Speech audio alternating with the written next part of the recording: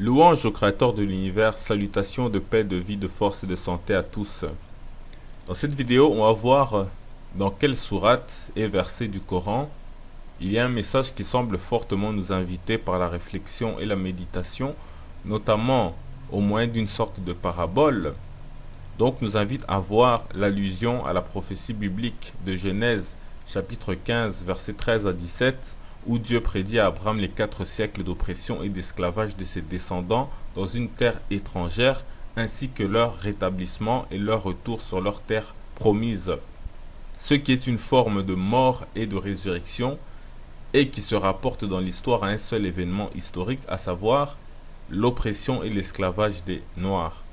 Après tout, qu'aurait-il d'étonnant que le Coran en parle, d'autant plus que cela ne s'était pas encore accompli lors de sa révélation et qu'en plus cette prophétie pouvait concerner non seulement les descendants d'Abraham du côté de Israël, mais aussi du côté de Ismaël. Car Dieu a aussi exaucé Abraham à propos d'Ismaël dans Genèse chapitre 17, versets 15 à 21, où il est dit « Dieu dit à Abraham, tu ne donneras plus à Sarai ta femme le nom de Sarai, mais son nom sera Sarah. Je la bénirai et je te donnerai d'elle un fils, je la bénirai et elle deviendra des nations, des rois, des peuples sortiront d'elle. » Abraham tomba sur sa face, il rit et dit en son cœur, naîtrait-il un fils à un homme de 100 ans, et Sarah, âgée de 90 ans, enfanterait-elle? Et Abraham dit à Dieu, ô qu'Ismaël vive devant ta face. Ô que Ismaël vive devant ta face. Dieu dit, certainement Sarah, ta femme, t'enfantera un fils, et tu l'appelleras du nom de Isaac. J'établirai mon alliance avec lui, comme une alliance perpétuelle pour sa postérité après lui. À l'égard d'Ismaël, je t'ai exaucé. Voici, je le bénirai, je le rendrai fécond et je le multiplierai à l'infini. Il engendrera 12 princes et je ferai de lui une grande nation. J'établirai mon alliance avec Isaac que Sarah t'enfantera à cette époque-ci de l'année prochaine. Point. Donc on voit ici que Dieu promet plusieurs choses à Abraham, à savoir il lui donnera de Sarah un fils, il le bénira, et de ce fils sortiront des nations et des rois. Par cela, Dieu veut établir une alliance avec la descendance d'Abraham, et ici la Bible ne précise pas que ces fils-là, que de ce fils-là sortiront 12 patriarches qui formeront 12 tribus, mais que nous savons tous. Alors Abraham, qui a un peu de mal à y croire, propose à Dieu de faire cette alliance avec Ismaël, qui est déjà né. Et Dieu lui dit qu'il lui a exaucé en cela. Et on pourrait voir cela de deux manières, qui se complètent. Et cela juste, même avec cette traduction-ci. D'une part, il a exaucé en lui donnant un fils, mais aussi en acceptant d'avoir une alliance certes différente, mais tout de même une alliance parallèle avec Ismaël. Toujours est-il que on retrouve les mêmes ingrédients pour Ismaël au verset 20 que pour Isaac au verset 16. Ce qui donne Abraham a eu un fils, Ismaël, Dieu va le bénir, Dieu va le multiplier à l'infini, il engendrera 12 princes et il formera une grande nation. Donc, c'est exactement la même chose pour Isaac qui va engendrer les 12 tribus, il sera béni, on va le multiplier à l'infini, etc. Donc, c'est la même bénédiction en parallèle. Et je crois que c'est assez clair.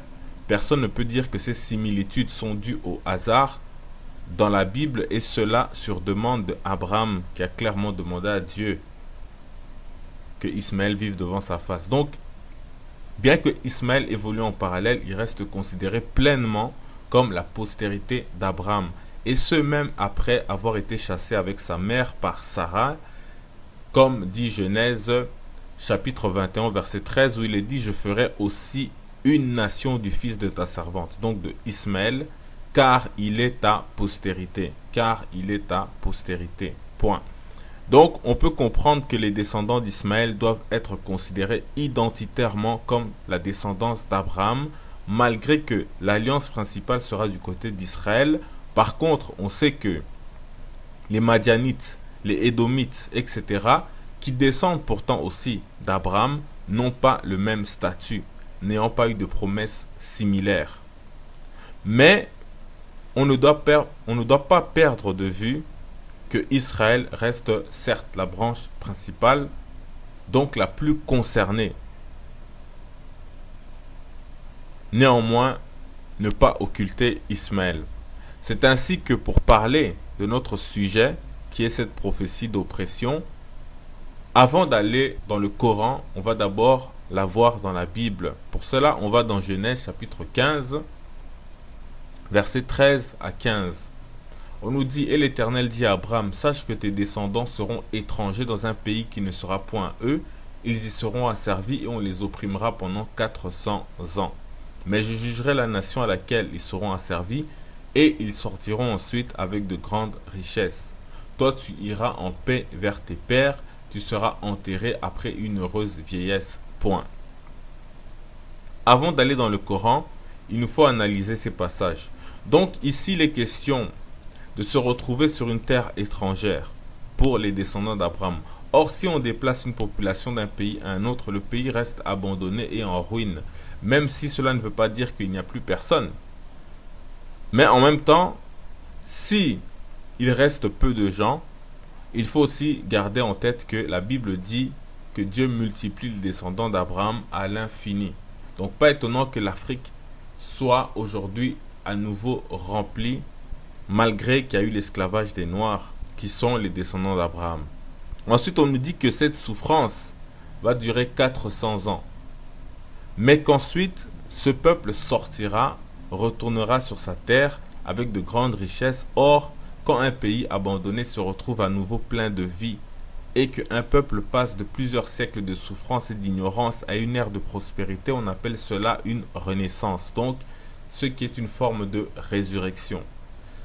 D'ailleurs, le Coran assimile à la résurrection le fait que la pluie fasse pousser la végétation après, par exemple, la sécheresse de l'automne ou de l'hiver. Sourate 30, au verset 24, il est dit « Et de faire tomber du ciel une pluie qui revivifie la terre après sa mort. » Qui revivifie la terre après sa mort. Il y a en cela des signes certains pour ceux qui raisonnent. Point. Donc cela est un signe de la résurrection sur lequel il faut méditer, tout comme ce qu'on a dit de la prophétie de Genèse 15, 13 et 14, qui est aussi un signe de la résurrection de l'Ancien Testament, qui pour autant ne parle pas autant de la résurrection que le Nouveau Testament ou le Coran. Mais on en parle tout de même. Et là, c'était un signe sur la question. Et au verset 15, donc de Genèse 15, on nous dit même que lorsque tout cela sera accompli, Abraham lui sera déjà mort depuis longtemps. Alors, essayez un instant de vous mettre à la place d'Abraham. Dieu lui fait une promesse, présentée comme une bénédiction dans laquelle ses descendants vont souffrir 400 ans. C'est-à-dire que plusieurs générations naîtront et mourront et n'ont connu que l'oppression et ne connaissant jamais la liberté. Et pour couronner le tout, Abraham ne pourra rien y faire car il sera déjà mort. Or, on sait qu'un père préférait même prendre la place de ses enfants s'il faut souffrir. Donc ici, en se mettant à sa place, on peut imaginer que déjà, Abraham serait inquiet pour toutes ces générations sacrifiées, en se demandant, oui, mais ils deviennent quoi ensuite? Et lui-même, Abraham, comment saura-t-il que toutes ces promesses seront accomplies si il sera déjà mort? C'est là donc qu'il est utile de rappeler à Abraham qu'il y a une résurrection des morts, surtout pour ceux qui n'ont connu que la souffrance ici-bas. Ainsi, c'est donc le moment de rassurer Abraham à ce sujet. Donc, vous devez garder à l'esprit que cette prophétie de Genèse 15, 13 à 17 est intrinsèquement liée sur ces différents aspects à la mort et à la résurrection, tant physique que spirituelle et intellectuelle, et le peuple originel en sait quelque chose puisqu'il a perdu jusqu'à la mémoire de son histoire, sans parler de sa spiritualité et sans parler des morts par millions. C'est ainsi que le Coran introduit cette histoire dans le thème de la résurrection en y introduisant les symboles qui rappellent cette prophétie biblique. Ainsi, avant d'enchaîner avec le Coran, retenez que cette prophétie biblique fait songer à une terre en ruine et abandonnée qui est la terre promise. Retenez aussi le chiffre 400 ans. Retenez donc le thème de la résurrection et le souci de rassurer Abraham sur la certitude de cette résurrection, car à l'accomplissement de cette prophétie, il sera mort. Et beaucoup de ses descendants aussi seront morts en n'ayant connu que la souffrance. Maintenant, entrons dans le Coran. Déjà, avant de faire cette vidéo, on a demandé sur Facebook s'il y avait des personnes ou quelqu'un qui voyait à quoi ce récit de Genèse 15 se rapportait dans le Coran. Et personne n'a réellement trouvé. Mais néanmoins, par exemple, le frère Ali a donné le nom de la sourate qui est la sourate 2. Donc en cela, il a eu juste. Et il a expliqué que c'est parce que cette sourate parle beaucoup des fils d'Israël. Et il faut en effet souligner que c'est un argument de plus pour réfléchir à propos de ce qui va suivre. On va donc voir 3 récits du Coran sur lesquels on insiste qu'ils sont présentés en continu dans le Coran, c'est-à-dire qu'ils se suivent dans la même sourate et dans les versets, comme notre sujet dans la Bible d'ailleurs. Donc, on n'aura pas eu besoin d'aller assembler différents versets de différentes sourates. Non, ici, on a tout en un seul bloc. Donc, c'est une raison encore de plus de bien raisonner. Et les versets qui encadrent ces récits commencent en parlant de Abraham et finissent avec Abraham. Un peu comme si Dieu racontait le récit du milieu à Abraham pour le convaincre de son inquiétude sur la résurrection. Le premier récit n'est pas le plus important pour aujourd'hui, c'est juste pour que vous voyez qu'on commence avec Abraham et on termine avec Abraham. Maintenant, lisons et analysons. Sourate 2, chapitre 258, on nous dit « Connais-tu l'histoire de cet homme à qui Dieu avait donné la royauté et qui, imbu de son pouvoir, engagea une dispute avec Abraham au sujet de son Seigneur. Abraham avait dit « C'est mon Dieu qui donne la vie et la mort. » Non, rétorqua l'homme, « c'est moi qui fais vivre et mourir. » Abraham lui dit alors « Dieu fait venir le soleil de l'Orient, fais-le donc toi venir de l'Occident. » Et l'impie resta confondu, car Dieu ne guide point les ingrats. Point. Donc on voit bien que le récit au verset 258 parle de Abraham. Au verset suivant, on a maintenant un récit qui semble être une parabole, qui nous dit « C'est comme ce voyageur qui passant près d'une ville déserte et en ruine s'interrogea, comment Dieu ferait-il pour rendre la vie à cette cité après sa mort? Dieu le fit alors mourir et le laissa ainsi pendant 100 ans, puis le ramena à la vie en lui disant, combien de temps es-tu demeuré ainsi? Un jour ou peut-être moins, répondit l'homme. Non, dit le Seigneur, tu es resté 100 ans inanimé. Jette un coup d'œil sur ta nourriture et ta boisson. En sont-elles pour autant gâtées? Regarde aussi ton âne. Nous voulons faire de toi un signe pour le genre humain. Nous voulons faire de toi un signe pour le genre humain. Observe comment nous rassemblons les os de ton âne et comment nous les recouvrons de chair. Édifié, l'homme s'écria, je reconnais que Dieu a pouvoir sur toutes choses. Point. Donc, après avoir parlé de cette histoire qui est censée convaincre de la résurrection, on revient à Abraham sur le même sujet. Sourate 2, verset 260. Rappelle-toi quand Abraham dit « Seigneur, montre-moi comment tu ressuscites les morts. Aurais-tu encore quelques doutes à ce sujet ?» lui répondit Dieu. Non, Seigneur, reprit Abraham, c'est seulement pour apaiser mon cœur. C'est seulement pour apaiser mon cœur. Prends donc, lui dit le Seigneur, 4 oiseaux, découpe-les et répartis-en les morceaux sur des collines différentes. Prends donc, lui dit le Seigneur, 4 oiseaux, découpe-les et répartis-les en morceaux sur les collines différentes, puis rappelle-les, ils accourront vers toi. Souviens-toi que Dieu est puissant et sage. Point. Retenez que au récit du verset 259, on parle de 100 ans. Et au 260, on parle de 4. Donc retenez bien ces 2 chiffres.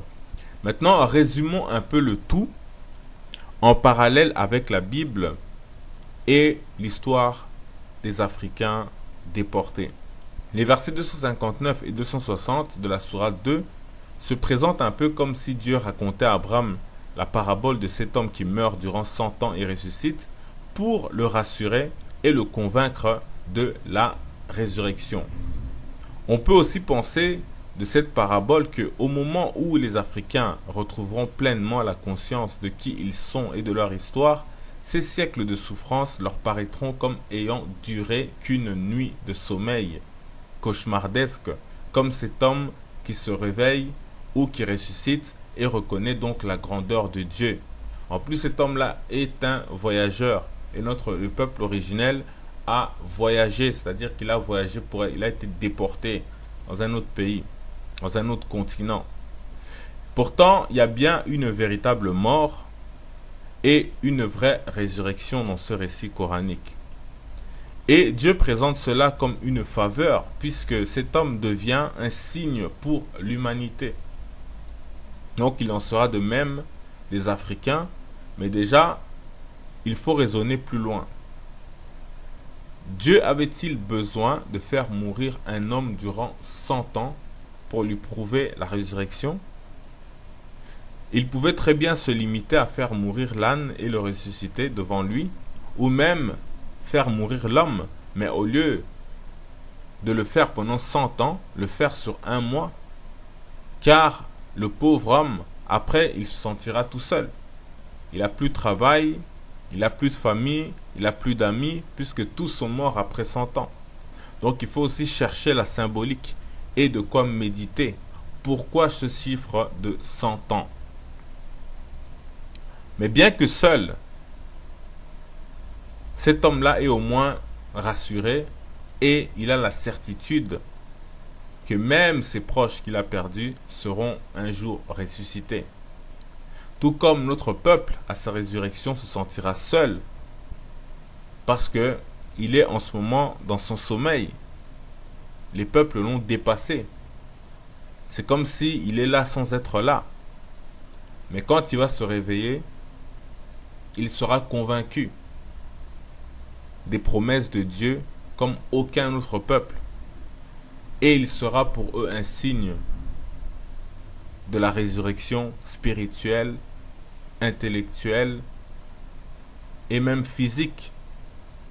Ensuite, après cette parabole, le Coran revient à Abraham qui croit en la résurrection, certes, mais il n'a pas le cœur apaisé. Si on regarde la Bible, il y a tout de même 400 ans de souffrance pour ses descendants et dans le Coran, Abraham veut voir la résurrection de ses yeux. Alors, on lui dit de prendre 4 oiseaux, de les découper en morceaux, de les disperser sur plusieurs collines, comme les Africains ont été divisés et dispersés sur différents territoires. Et Dieu dit à Abraham, appelle-les, et ces oiseaux qui sont découpés, divisés, vont se reconstituer et revenir vers Abraham. C'est pourquoi lorsque l'on passe ce message dans ces vidéos, à rappeler que nous sommes le peuple originel, le peuple d'Abraham, c'est comme si Abraham nous appelle de revenir à lui, nous, son peuple dispersé, qui a oublié son histoire et ses ancêtres. Beaucoup d'Africains aujourd'hui croient que les Occidentaux, durant la colonisation, les ont privés de se souvenir du culte de leurs ancêtres et de leurs misérables statuettes? Non. Ils les ont privés de la connaissance de leurs ancêtres, en particulier Abraham, les Égyptiens, etc.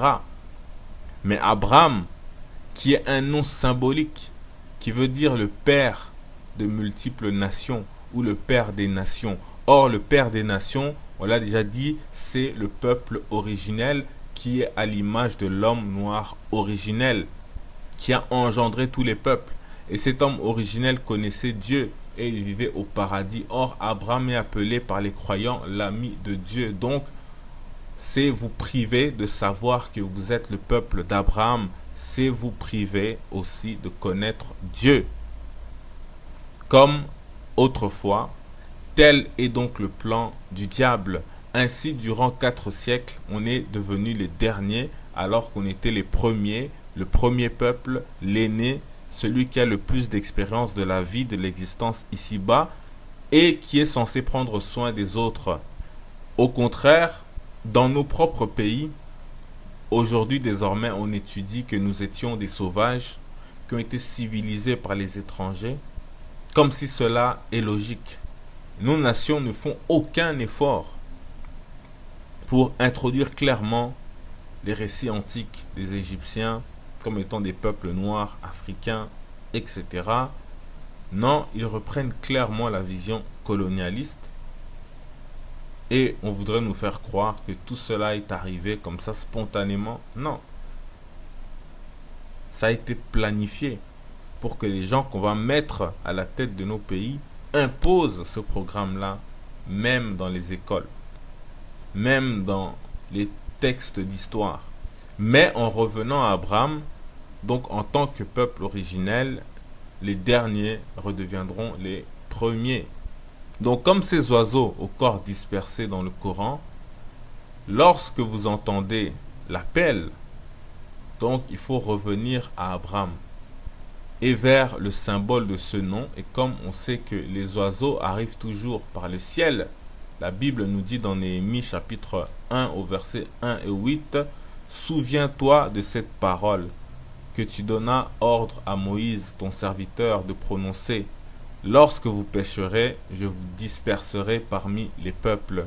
Mais si vous revenez à moi, et si vous observez mes commandements, et les mettez en pratique, alors quand même vous seriez exilés à l'extrémité du ciel, quand même vous seriez exilés à l'extrémité du ciel, de là je vous rassemblerai et je vous ramènerai dans le lieu que j'ai choisi pour y faire résider mon nom.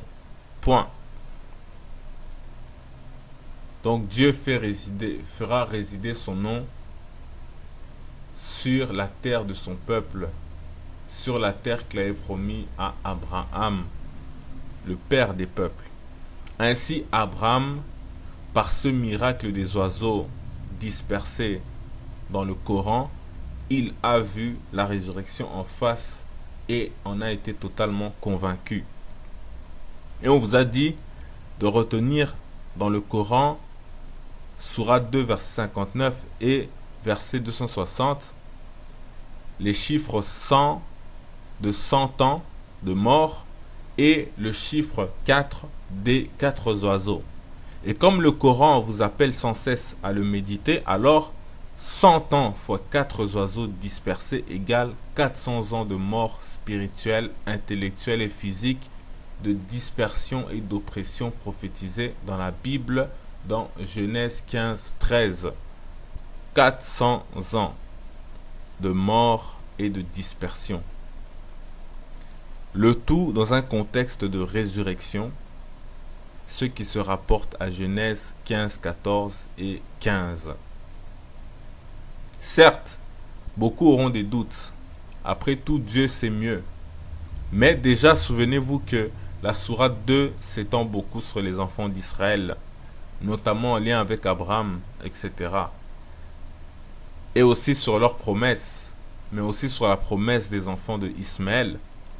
Mais surtout, il y a les similitudes des récits bibliques et coraniques, ainsi que la symbolique. D'ailleurs, Revenons à la Bible et lisons le passage en entier cette fois. Genèse chapitre 15, versets 7 à 17.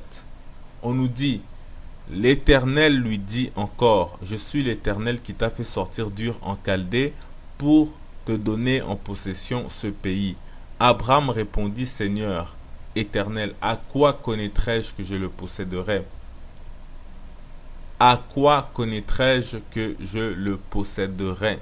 Et l'Éternel lui dit: Prends une genisse de 3 ans, une chèvre de 3 ans, un bélier de 3 ans, une tourterelle et une jeune colombe. Abraham prit tous ces animaux, les coupa par le milieu et mit chaque morceau l'un vis-à-vis de l'autre.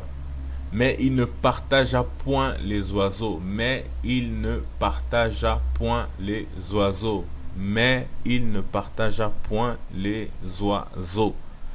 Les oiseaux de proie s'abattirent sur les cadavres et Abraham les chassa. Au coucher du soleil, un profond sommeil tomba sur Abraham. Et voici une frayeur et une grande obscurité vinrent l'assaillir. Et l'Éternel dit à Abraham: Sache que tes descendants seront étrangers dans un pays qui ne sera point à eux. Ils y seront asservis et on les opprimera pendant 400 ans. Mais je jugerai la nation à laquelle ils seront asservis et ils sortiront ensuite avec de grandes richesses. Toi, tu iras en paix vers tes pères, tu seras enterré après une heureuse vieillesse. Toi, tu iras en paix vers tes pères, tu seras enterré après une heureuse vieillesse. Et au verset 17, on ajoute: Quand le soleil fut couché, il y eut une obscurité profonde, et voici ce fut une fournaise fumante, et des flammes passèrent entre les animaux partagés. Point. Si vous observez bien et réfléchissez bien, ce passage a un fort lien avec l'ensemble des éléments présentés dans le Coran, sourate 2, versets 58 à 60. Dans la Bible, cela est présenté en un bloc, comme on vient de le voir, et aussi, on l'a vu dans le Coran, c'est en un seul bloc, de 258 à 260. En fusionnant les récits des deux livres, cela peut donner quelque chose de plus complet, qu'on pourrait résumer ainsi. Dieu promet une terre à Abraham. Celui-ci demande à Dieu: à quoi connaîtrai-je que je le posséderai, donc cette terre. Dieu lui dit de prendre différents animaux que Abraham découpe en morceaux, sauf les oiseaux. Ensuite, il tombe dans un profond sommeil où Dieu lui montre l'horrible souffrance de ses descendants durant 400 ans, au bout desquels ils sortent et retournent dans leur terre promise, plein de richesses. Au verset 15, on montre qu'Abraham, lui, sera déjà mort depuis longtemps. Ce qui nous ramène au verset 8, où Abraham demande: à quoi connaîtrai-je que je posséderai cette terre? La réponse est dans l'accomplissement de cette prophétie. Mais alors, comment connaître que une chose s'est réalisée si on est déjà mort? Donc la seule confirmation possible sera au jour de la résurrection. Donc c'est là que pour nous, le Coran complète la Bible par la parabole de l'homme qui meurt 100 ans et qui revient à la vie. Mais Abraham demande quand même à Dieu de lui montrer la résurrection en face. Dieu demande si Abraham a encore des doutes à ce sujet. Ce qui montre que Dieu lui avait déjà fait part de ce sujet-là. Mais Abraham a le cœur troublé et il veut l'apaiser. Comme on a dit dans la Bible, certains de ses descendants ne connaîtront que souffrance sans liberté durant 400 ans. Donc à sa place, j'aurais aimé aussi être rassuré qu'ils vont un jour ressusciter et vivre une vie heureuse. Alors Dieu dans le Coran dit à Abraham de prendre 4 oiseaux et de les découper. Remarquez que dans la Bible, Abraham prend 2 oiseaux, mais qu'il n'a pas encore découpé. Est-ce que le Coran voulait dire les découper en 2 ce qui ferait 4 morceaux d'oiseaux, ou bien c'est tel qu'il est écrit qu'il a pris 4 oiseaux. Dans tous les cas, il n'y a aucun problème. Il aurait suffi d'aller en chercher 2 autres. Et ça ferait 4 oiseaux. Enfin, donc, il les coupe, il les disperse. Et Dieu lui dit de les appeler. Abraham les appelle et ils reviennent à lui. Donc maintenant, Abraham a le cœur apaisé sur la résurrection et sur la prophétie que Dieu lui a montrée. Donc souvenez-vous aussi que il y a le fait que le Coran parle d'une ville abandonnée et en ruine, ce qui rejoint le fait que les fils d'Abraham sont partis pour être opprimés à l'étranger, et on sait l'état de l'Afrique depuis, au point que le monde ne croit pas que ce continent peut se relever. La Banque africaine de développement a produit un rapport sur l'Afrique en 2060 qui nous montre que ce continent sera toujours sous-développé, alors que ça vient de soi-disant la Banque de développement. Donc, quelle vision plus pessimiste peut-on avoir sur l'avenir de son propre continent, à l'exception près que la BAD égale Banque mondiale. Donc, cette vision de l'Afrique est d'abord celle projetée par des puissances étrangères sur les Africains qui sont à terre, qui sont morts spirituellement, intellectuellement, et qui acceptent qu'on leur prédise un avenir chaotique. Et est-ce un hasard si le chiffre 100 et le chiffre 4 apparaissent dans 2 versets qui se suivent, sachant qu'on parle de 100 ans et de 4 oiseaux dispersés, et en multipliant les uns par les autres, on obtient 400 ans de dispersion et de mort. Aussi, dans le verset 258, on nous dit que Abraham a discuté avec un roi, que Dieu faisait lever le soleil de l'Orient et le coucher en Occident. Toi, fais le contraire. Et encore dans la Bible, dans Genèse 15, on parle à plusieurs fois du coucher du soleil. Mais surtout, gardez à l'esprit que on est en droit de faire concorder la Bible et le Coran plutôt que de les opposer, car aussi la sourate 2 du Coran est celle qui ordonne le plus de croire en la Bible, donc de procéder comme on a fait. Mais ça, c'est un autre sujet dont on reparlera si Dieu le veut. Ainsi, en fusionnant donc les récits des 2 livres, on en retire que en tant que peuple, les descendants d'Abraham vont ressusciter après 400 ans de mort symbolique, mais aussi que tous, y compris Abraham, vont ressusciter après leur mort physique.